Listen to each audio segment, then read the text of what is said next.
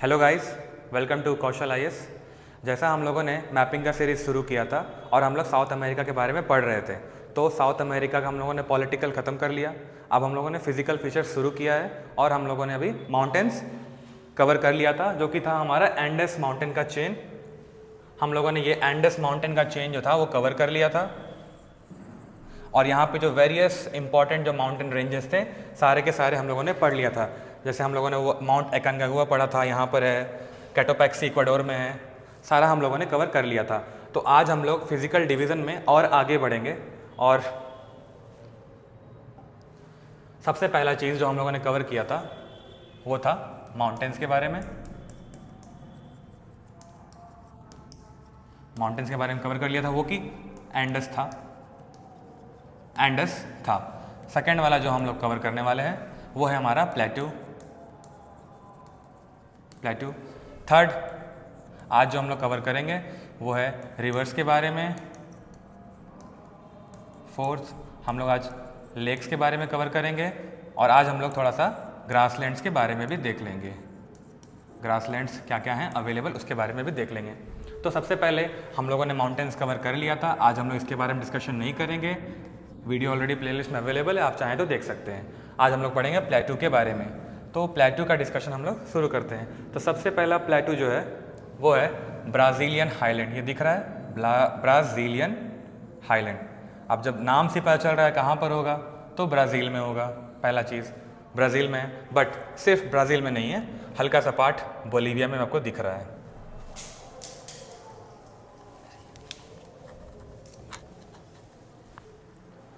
हल्का सा part Bolivia में यहाँ पर हम लोगों को दिख रहा है। पेन गिर गया था, सॉरी फॉर दैट। तो ये हमारा हो गया ब्राज़ीलियन हाईलैंड। उसके बाद हम लोग पढ़ते हैं ये गुयाना हाईलैंड।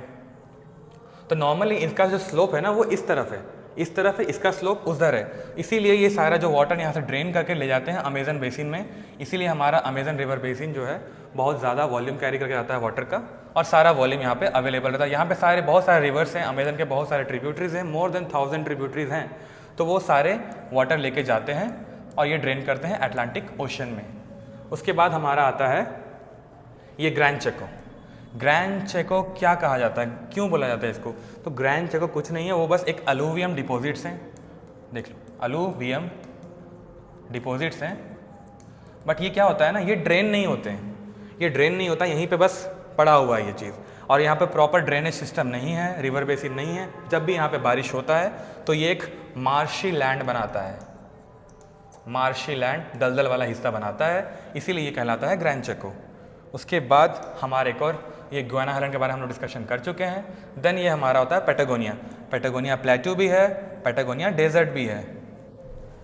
ठीक है, डेजर्ट इसलिए है क्योंकि यहाँ पे एंडेस माउंटेन का चेन है और यहाँ से वो जो हमारा ओरोग्राफिक रेनफॉल करवाता है, इधर से जो हमारा विंड जा रहा है वहाँ पे बारिश नहीं करवा पाता क्योंकि वो लीवर्ड साइड पड़ता है, इसलिए वो डेजर्ट पड़ गया। प्लस ये हाईलैंड है इसलिए प्लेट्यू भी है। तो हमारे ये प्लेट्यू वाला पोर्शन हम लोगों ने कवर कर लिया है। अब हम लोग डिस्कशन करते हैं ग्रासलैंड्स के बारे में।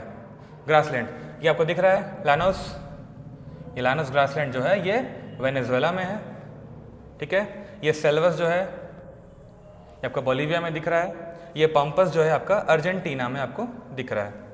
तो यहाँ पे 3 ग्रासलैंड इंपॉर्टेंट ग्रासलैंड है। Llanos is in Venezuela, selves आपका बोलीविया में है, पैम्पस आपका जो है अर्जेंटीना में है। ये हमारा ग्रासलैंड्स भी कवर हो गया है। अब हम लोग आगे डिस्कशन करते हैं रिवर्स के बारे में।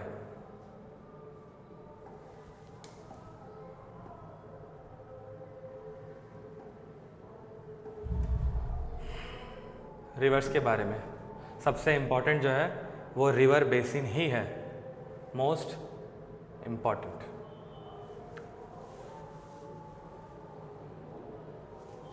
तो सबसे पहले देखते हैं, ऊपर से शुरू करते हैं, नॉर्थ के साइड से।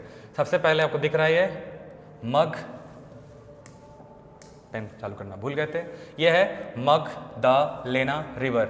उल्टा दिख रहा है आपको, इसका नाम है ऐसे मगदालेना रिवर। मगदालेना रिवर जो है ये आपका रिवर इकलौता रिवर है जो कोलंबिया में फ्लो कर रहा है और कोलंबिया में ये निकल के चला गया। ठीक है, अगला है आपका ऊपर में यहाँ पे ओरिनोको रिवर। Orinoco river. नाम पढ़ पा रहे होंगे शायद आप लोग, या मैं ऊपर यहाँ लिख देता हूँ, ओरिनोको रिवर। ये रिवर जो है कोलंबिया और वेनेजुएला में बॉर्डर बना के निकलता है और ये वेनेजुएला में ही है, ठीक है। उसके बाद हमारा ये जो आता है नेग्रो रिवर, जो मैं बताया था ग्याना हाईलैंड है, वहाँ से निकलता है नेग्रो रिवर। हम बस इम्पॉर्टेंट रिवर्स के बारे में बताएंगे, आज डिस्कशन करेंगे। तो ये नेग्रो रिवर जो है ये ट्रिब्यूटरी है अमेजन रिवर का, ये अमेजन में आके मिलता है। उसके बाद ये मदिरा रिवर, ये शुरू में तो बोलीविया से निकलती है। ये मदिरा रिवर जो है इसको ओरिजिनली मतलब इनिशियली इसको बेनी रिवर के नाम से जाना जाता है, बेनी रिवर, ठीक है। मदिरा रिवर जो है इसको इनिशियली बेनी रिवर से जाना जाता है। आफ्टर दैट ये आगे जब मूवमेंट करती है ब्राज़ील में एंटर करती, तब इसे मदिरा रिवर के नाम से बोला जाता है। और ये मदिरा जो है ये जाके राइट बैंक ट्रिब्यूटरी है अमेजन रिवर का। तो ये मदिरा यहाँ पे ड्रेन करके चली गई। ये अमेजन रिवर जो है ये आपका यहाँ पेरू से निकलता है, और इस समय जब ये पेरू से निकलता है, इनिशियली ये अमेजन नहीं कहलाता है, इनिशियली इसका नाम जो है वो है मैरानन। इनिशियली इसका नाम है मैरानन रिवर। उसके बाद ये मैरानन रिवर हो गया, आगे जाके ये अमेजन बनता है, यहाँ पे मदिरा रिवर ड्रेन करता है, नेग्रो रिवर ड्रेन करता है। और ये तपोजस नथिंग इंपॉर्टेंट, बस ये था कि ब्राज़ीलियन हाईलैंड था यहाँ पर, जिसके कारण ये सारा रिवर उधर ड्रेन कर रहा है, वहाँ जाके चला जा रहा है, ठीक है। ये हमारा अमेजन रिवर का, और अमेजन रिवर का एक इंपॉर्टेंट फीचर यही है कि ये लार्जेस्ट रिवर है of the world by volume. मतलब ये वॉल्यूम में देखा जाए तो सबसे लार्जेस्ट रिवर है वर्ल्ड का, अमेजन, ठीक है। आगे बढ़ते हैं, क्योंकि ये इक्वेटोरियल रीजन पे पड़ता है, कंटिन्यूसली रेनफॉल हो रहा है, तो यहाँ पे पानी का हमेशा रहता ही है अवेलेबिलिटी, और ये वॉल्यूम यहाँ पे सबसे ज़्यादा है वर्ल्ड में। उसके बाद आता है टोकंतिस रिवर, ये इंडिविजुअल जाके डायरेक्टली अटलांटिक ओशन में जाके ड्रेन कर जाता है। उसके बाद एक आता है ये हमारा साओ फ्रांसिस्को रिवर, यहाँ से ओरिजिनेट करता है, आफ्टर दैट ये ऐसे ऐसे जाके यहाँ पे अटलांटिक ओशन में ड्रेन करता है।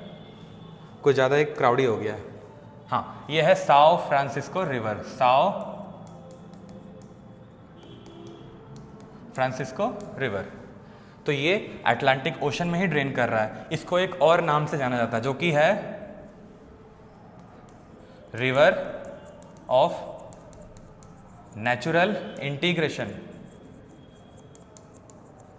ये इसको क्यों बोला जाता है? क्योंकि ये मतलब ब्राज़ील के बहुत सारे स्टेट से क्रॉस करके आता है और वो सारे स्टेट्स को इंटीग्रेट करते हुए निकल जाता है, इसलिए इसको कहा जाता है रिवर ऑफ नेशनल इंटीग्रेशन। और ये जो रिवर जाता है ये ब्राज़ीलियन हाईलैंड को बिल्कुल चीरते हुए निकल जाता है, वहाँ पे वैली वगैरह क्रिएट कर देता है। उसके बाद हमारे लिए इम्पॉर्टेंट है ओरिनोको रिवर। इसका एक और इम्पॉर्टेंट फीचर यही है कि यहाँ पर है हमारा एंजल फॉल्स, ठीक है, ओरिनोको रिवर पे ही है। उसके बाद हमारा एक और आता है यहाँ पे जो पराना रिवर दिख रहा है आप लोगों को, ये भी ब्राज़ील से ही निकलती है। तो ये जो पराना रिवर है यहाँ पर एक और फॉल है, उस फॉल का नाम है इग्वाजू फॉल।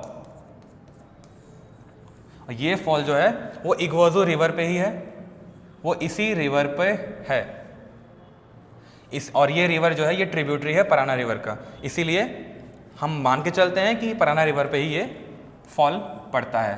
पराना रिवर पे ही एक डैम बनाया गया है, यहाँ पर डैम बनाया गया, वो डैम का नाम जो है वो है इताइपू डैम।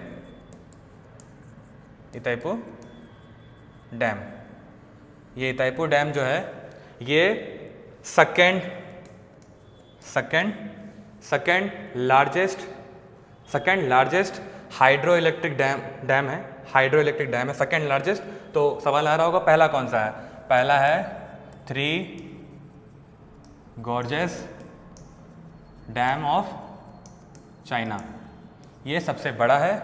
उसके बाद दूसरा में आता है हमारा ये इताइपू डैम।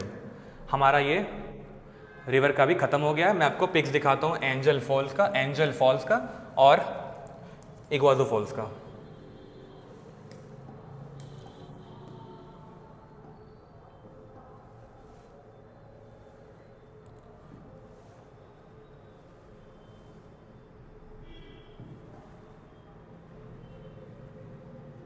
यह है एंजल फॉल, यह है इताईपुर डैम, ये डैम का फोटो है। आफ्टर दैट ये इग्वाजो फॉल्स दिख रहा है, कितना सुंदर है, बहुत सुंदर है। एक वाटरफॉल नहीं है, मल्टीपल है, 100+ वाटरफॉल्स दिख रहे हैं आपको, इसलिए और ज़्यादा ब्यूटीफुल दिख रहा है। उसके बाद हम लोग आते हैं लेक्स के ऊपर में। ज़्यादा हम लेक्स के ऊपर डिस्कशन इम्पॉर्टेंट नहीं करेंगे, मतलब क्राउडी नहीं करेंगे, सिर्फ इम्पॉर्टेंट लेक्स के बारे में डिस्कशन करेंगे। तो सबसे इम्पॉर्टेंट जो लेक आता है, जो कि है हमारे पास, ऊपर से शुरू करते हैं। हाँ, सबसे इम्पॉर्टेंट जो लेक है यहाँ पर है, आपको दिख रहा है, ये वाला है। पढ़ नहीं पा रहे होंगे तो ये जो लेक है इसका नाम है लेक माराकाइबो। ये जो है लेक माराकाइबो है हम लोग, और ये जो लेक है ये है वेनेजुएला में, वेनेजुएला में ये जो लेक है ये वेनेजुएला में लेक है, लेक माराकाइबो। और हम लोग को जैसे पता है कि वेनेजुएला में वर्ल्ड का लार्जेस्ट पेट्रोलियम डिपॉजिट है, जो कि यहीं पे हमें मिलता है, ये लेक माराकाइबो में। उसके बाद हमारा एक और जो एग्जांपल है लेक का, वो है लेक टीटीकाका। लेक टीटीकाका यहाँ पर है, बिल्कुल इस पोर्शन पे दिख रहा है, ये है लेक टीटीकाका। क्या है? Lake Titicaca, lake Titicaca. इसका एक इम्पॉर्टेंट फीचर यही है कि ये हाईएस्ट नेविगेबल का मतलब होता है जहाँ पे नाव चलती है। Highest navigable lake in the world, सबसे ऊपर है यही जो लेक अवेलेबल जहाँ पे अभी भी बोट चलते हैं। तो ये लेक टिटिकाका हो गया। उसके बाद हमारा आता है ये, नाम पढ़ नहीं पा रहे होंगे, मैं यहाँ लिख देता हूँ। ये लेक जो है अर्जेंटीना में है, इसका नाम है लेक जनरल कैरेरा। और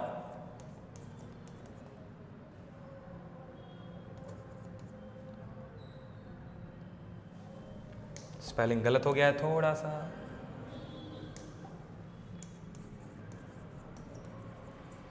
Buenos Aires, lake general Carrara और लेक ब्यूनस आयर्स। ये हमारा जो लेक है ये है अर्जेंटीना में। नाम से ही दिख रहा है, ब्यूनस आयर्स कैपिटल है, बट कैपिटल यहाँ नहीं, कैपिटल यहाँ है। ठीक है, क्लियर हो गया। उसके बाद हमारे यहाँ पे है लेक पोपो। लेक पोपो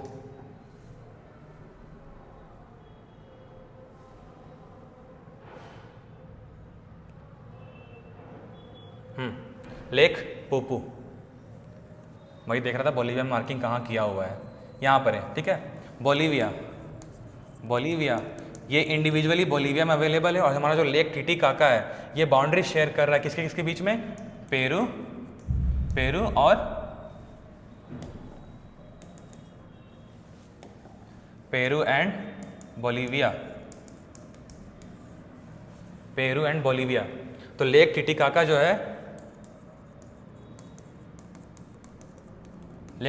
जो है वो बाउंड्री शेयर कर रहा है, बीच में है पेरू और बोलीविया का। उसके बाद हम लोग पढ़ते हैं लेक पुपू। लेक पुपू जो है वो एकदम यहीं पर अवेलेबल दिख रहा है, लेक पुपू लेक पुपू जो है वो बोलीविया में है। और ये एक सलीन लेक है, मतलब सलीन लेक है। जैसा हम लोग बताए थे, यहाँ जो लेक माराकाइबो है ये सी से मिल चुका है, कैरिबियन सी से मिल चुका है, बट ये सॉल्टी नहीं है, ये है ब्रैकिश का मतलब होता है, मतलब मीठा भी नहीं, प्रॉपरली खारा भी नहीं, बीच का हो गया ब्रैकिश। उसके बाद हमारा सारा डिस्कशन हो चुका है, इंपॉर्टेंट चीज़ें कर चुके हैं हम लोगों ने। एक मिनट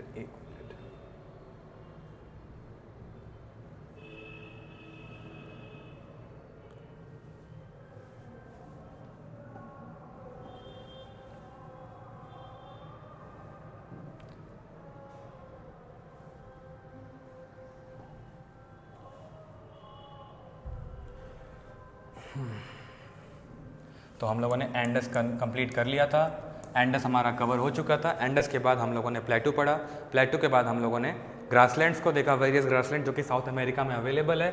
साउथ अमेरिका के सारे हम लोगों ने ग्रासलैंड को देख लिया। हम लोगों ने एंडस माउंटेन लास्ट क्लास पढ़ लिया था। आज हम लोगों ने क्या कवर किया है,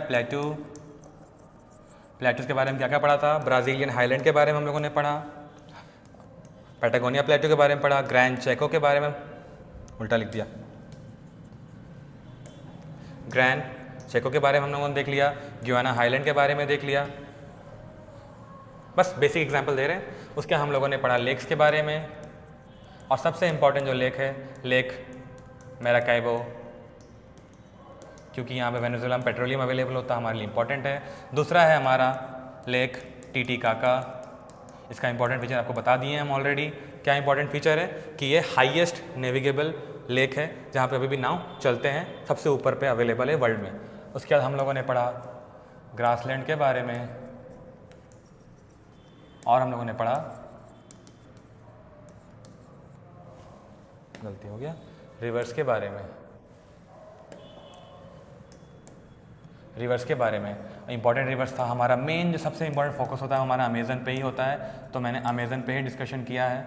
उसके अलावा ज़्यादा रिवर्स है नहीं, अवेलेबल हैं और भी। पराना में हमने क्या इंपॉर्टेंट बताया, जो हमारा वो डैम बना है, और जो डैम बना है वो इताइपू डैम, जो बता दिया सेकेंड लार्जेस्ट वो हाइड्रो इलेक्ट्रिक डैम है आफ्टर वो 3 गॉस डैम, चाइना के बाद वाला। उसके बाद पराना बता दिया, अमेज़न है, पराना है। उसके बाद हमारा है वेरोनिका, जो कि वेनेजुएला में अवेलेबल है, वहाँ हमारे एंजल फॉल के बारे में बताया, वेरोनिका में ही है। उसके बाद इंपॉर्टेंट रिवर्स के बारे में इतना ही काफ़ी है। तो हम लोग आगे के लेक्चर में हम लोग और फिजिकल डिवीज़न के बारे में डिस्कशन करेंगे। डेजर्ट्स के बारे में बाकी है, डेजर्ट्स के बारे में तो हम लोगों आगे का डिस्कशन नेक्स्ट लेक्चर में करेंगे। Thank you.